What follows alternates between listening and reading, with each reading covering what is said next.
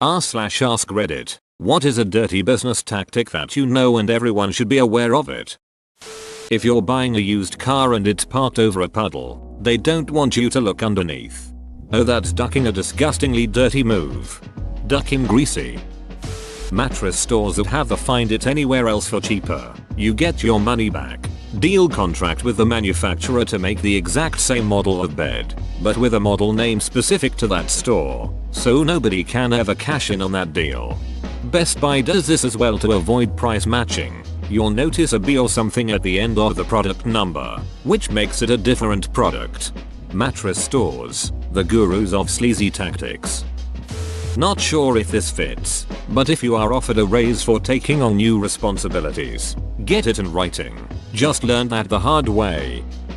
When finding a home for your elderly parents, set up an appointment but come in a few minutes early and say, "Don't ask if you can walk around for a quick look." The receptionist likely won't refuse you, and the salesperson won't be ready for you. These places like to show you only the stuff they want you to see when being led around by a salesperson. Chat with a resident or a staff member, they'll be the most honest with you.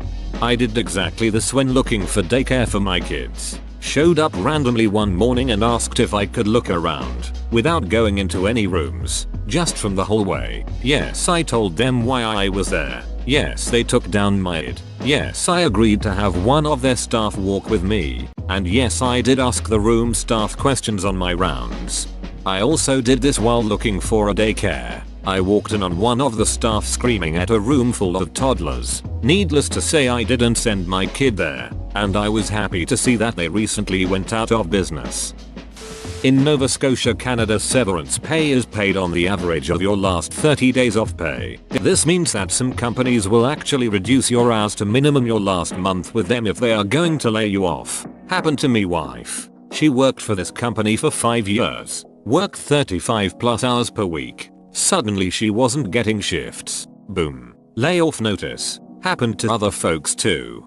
Call the labor board. IDK about in Nova Scotia, but here in Ontario that's illegal. Even if she quit because she wasn't getting enough hours due to them reducing it, she'd still be entitled to pay. They cannot reduce your hours by more than a certain percent each week. Can't remember the percent. Can tell you I have fought this and won.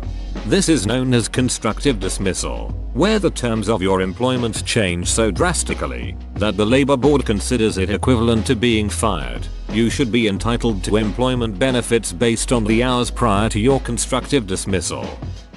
Offering insurance on anything that does not have the potential to be financially debilitating. Want to insure your DVD rental? Duck off. Want to insure your Lego set? Lady, if the Lego truck breaks, I'll just build it again. You should get the insurance. Then a few months later send pictures of the crash complete with blood on the driver's side door, and repair estimates from no less than 3 certified Lego mechanics. And don't forget to take down the Lego insurance information from the driver of the Lego spaceship that hit your truck. The matter might have to be settled in court. Some stores increase the price of a product and then put it on sale by a percentage of the fake higher price. Yep, problem with this is when J.C. Penney's tried to do away with this system. They failed, and failed hard. They lost millions of dollars and customers absurdly quick, in an effort to be honest with the consumer. Like how all Hobby Lobby furniture is 50% off all the time. It's Hobby Lobby brand. That's not a sale. That's the price.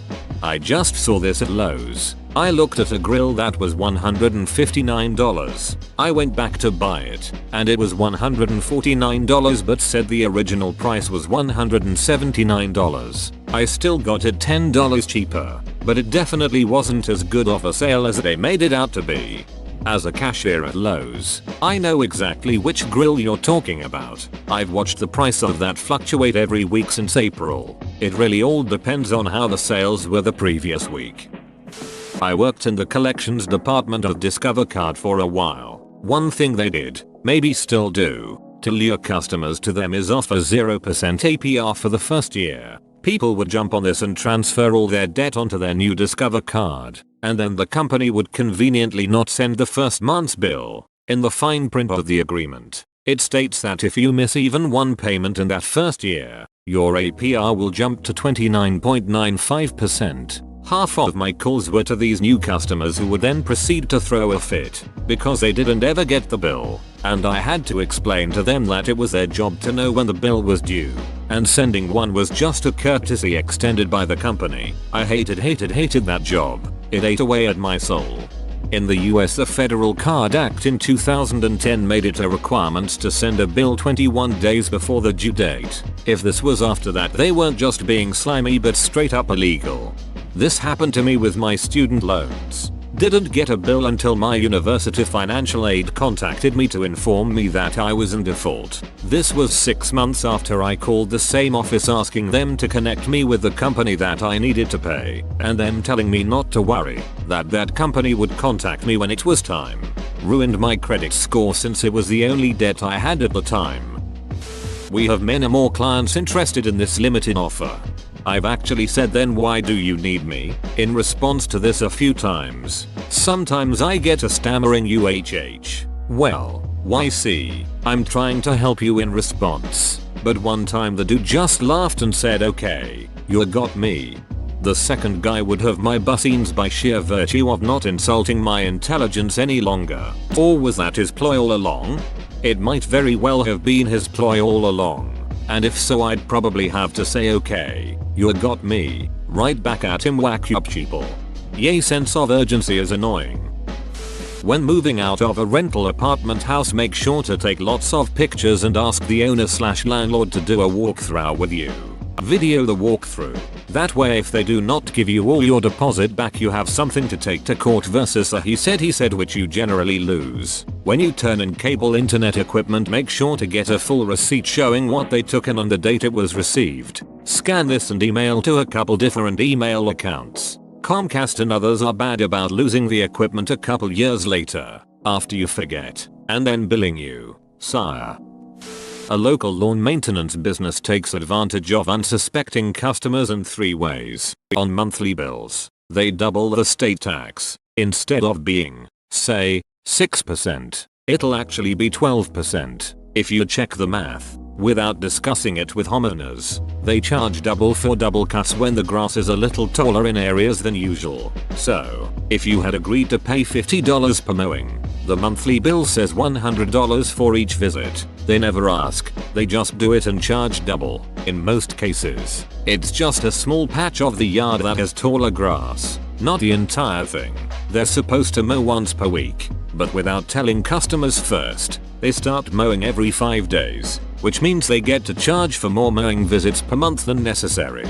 Who the duck would not ask why the bill was double? If someone tried to charge me double for the grass being taller, I'd laugh in their face. Old people. The closing down sale in the shop that never closes down. It's just in closing down sale mode continuously. I'm amazed shops are allowed to get away with this. Closing down sale until 5 PM. Grand reopening sale tomorrow at 9 AM. I live, I die, I live again. The 3-tiered pricing approach, especially for things like roofing or basement waterproofing.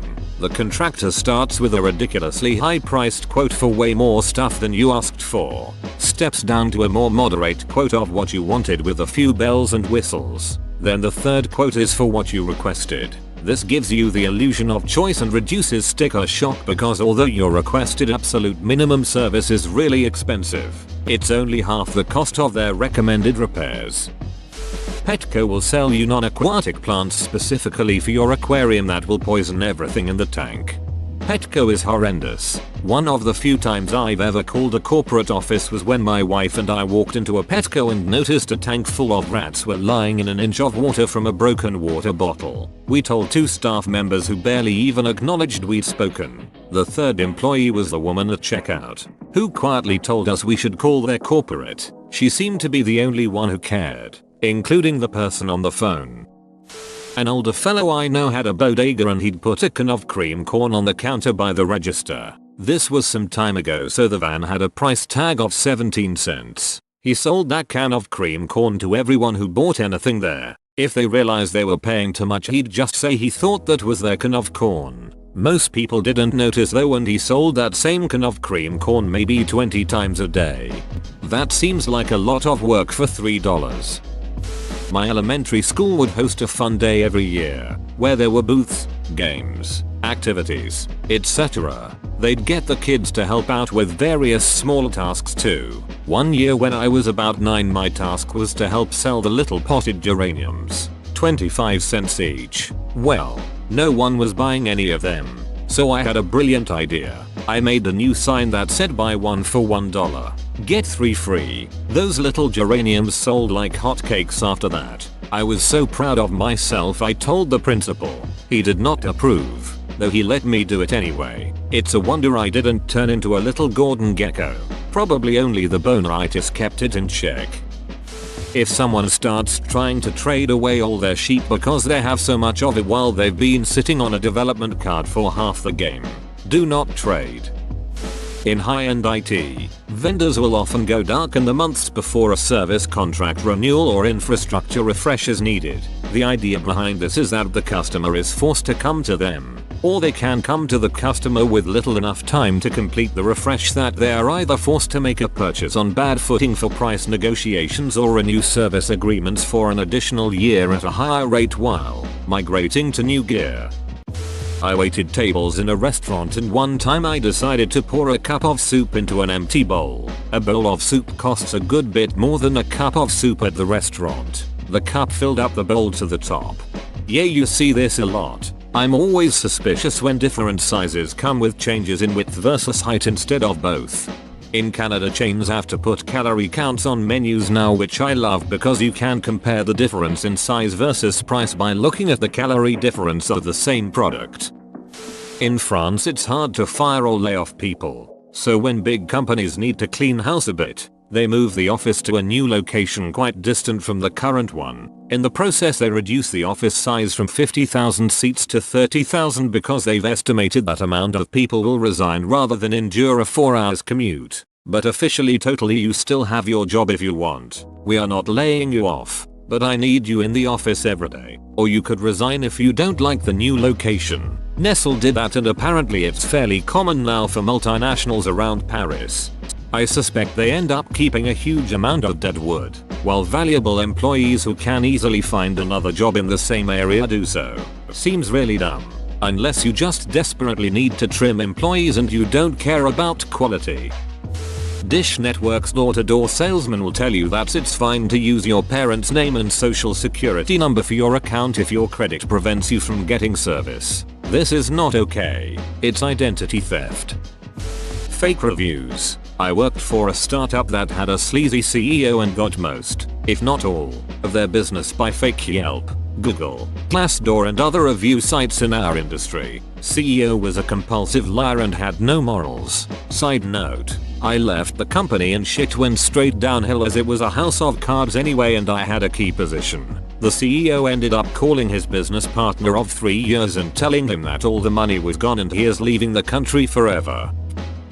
Then didn't leave. He still has the company open with a much smaller staff and can only imagine what he is saying to keep it afloat. Okay, done with the rant. It is easy to see fake reviews now since they are usually a bit more eccentric and polished and I have lost all faith in them. Reviews in general are shit. They tend to be filled with either a bunch of fake good reviews or raving reviews from insane customers. When my grandmother was in the hospital, her landscaper and handyman both contacted me to tell me she hadn't paid them and they'd been trying to reach her and on and on. I'd already paid both bills from her account and when I questioned them, they remembered real quick. At Home Depot and Lowe's there are cacti with plastic flowers glued onto them. A friend of mine had a little cactus he showed me. He was so proud of his green thumb. He bragged how it had been blooming for over a year. I took a close look at it and told him it was a fake flower glued on there. He was pretty disappointed. I know a guy who does pest control who specializes in raccoon removal. He takes the raccoons from one house in one neighborhood, then takes and releases it in another neighborhood, then waits for the people there to reach out to him to remove the raccoon from their home. Sounds like the raccoon is the mastermind behind this. Yelp is an extortion ring. As a business owner I can tell you this is totally true. The number of professional reviews are insane. If a business will not advertise with them, they send in a person to do a bad review and then try to charge you to make it go away so you can maintain your rating. If you're buying a used car, or any car for that matter, the check engine light should temporarily come on when you start the vehicle. If it doesn't, the dash has been tampered with to mask a potential issue. Mechanics and other car servicing places will often put many additional tasks replacements on your bill or imply that you should do things immediately, while many of their recommendations are things to keep in mind. Often the tasks they are talking about are not immediately necessary and can be put off for a while before there is an issue. This in no means is me saying that you shouldn't regularly take your car for servicing. When I worked at H&M, we used to do some sneaky stuff with setting up the mannequins' displays. Whenever we had a supply of shirts that were really ugly and weren't selling well, we'd put the ugly item on the mannequin, and it would sell out very quickly. This isn't necessarily the dirtiest trick, but it worked pretty well for pushing really ugly clothes. I was a waitress at a family-owned restaurant that paid me 10 cents more than the minimum wage. They were able to require me to turn over all tips that I never saw again because they paid me over minimum wage. I think this is technically legal, but sleazy nonetheless. I made really great tips and it was hard turning the money over. It's also pretty deceptive to the customer, who thinks their money is going to the wait staff, not the restaurant. That was 100% illegal in most jurisdictions. Managers are generally not allowed to take even a percentage of tips, let alone all of them. The higher priced items like prime rib and seafood is typically at the end of the buffet line, and cheaper, more filling options like bread and mashed potatoes are at the front. They hope you fill up your plate space, stomach space by the time you get to the high ticket items. When dealing with a salesperson, they will wait for a third hard no before ending their sales pitch. I was just today reminded of how nice it is that Finnish salespeople are typically Finnish. 15 seconds into the sales pitch, I say thanks but no thanks, and her answer is that's alright, have a nice day, every single time. Finns just can't market. Fine by me. Jacking Google business pages. Basically, if a Google business listing isn't claimed and controlled by a competing company can weasel their way in and direct people to their business by, say, changing the phone number. There was an article recently about how drug counselors in the Philadelphia area had it happen to them. Their listing phone number was changed to an 800 number, which directed callers to an inpatient rehab facility in Florida. It was discovered when one of these counselors started noticing his patients suddenly not showing up. He called one of them and found out he was at this facility in Florida. People lie about salary, starting pay, raises, etc. all the time. Learn to play hardball. For a multi-million-dollar company, another $10 20k is nothing. My office had a lockdown on raises over 3%, and going into an annual review I learned that my boss had lied and underpaid me for the starting position. He claimed they had a $60,000 budget for the position and couldn't exceed it. I found out the last person in the job got paid $75,000, so I got an offer from a competitor for over double my current pay. Knew they couldn't afford to lose me with the amount of work coming in, and slid my offer letter over to my boss during the review. They matched the offer, gave me a $10,000 bonus up front, and even cut me into a percentage of a business line. The meeting was awkward as hell, and it was difficult to do, but it's business. I work with a lot of different body shops, and in my area the big thing to do is to enhance the damage to customers' cars. I don't mean they try and negotiate harder. I mean they actively create more damage to previously undamaged panels, usually in ways that don't affect the function and are hidden to the customer, in order to get the insurance company to pay them more money. In my area, while not every shop does this, I would say the honest ones are the minority, and it screws the customer over in the long run. The shop might promise that they will save you your deductible, but in the end you end up with a car that has unrepaired damage, or you have to pay out of pocket if the insurance company catches the shop enhancing. And the sad thing is there is almost no way to know which shops do this when you pick a shop. Some companies on Amazon will offer to refund your purchase of their item on PayPal if you give them a good review. That way it still looks like a verified purchase through Amazon. Always count every single note when exchanging currency. It's so easy for vendors, particularly smaller ones, to short bills from a stack of 100 or 1000 and claim innocence when, if, called out on it. Whoa, you made it to the end? You're a ducking beast. I'll cut you a deal. Smash like and subscribe for more curated content, bruh. It's free and that's a great price.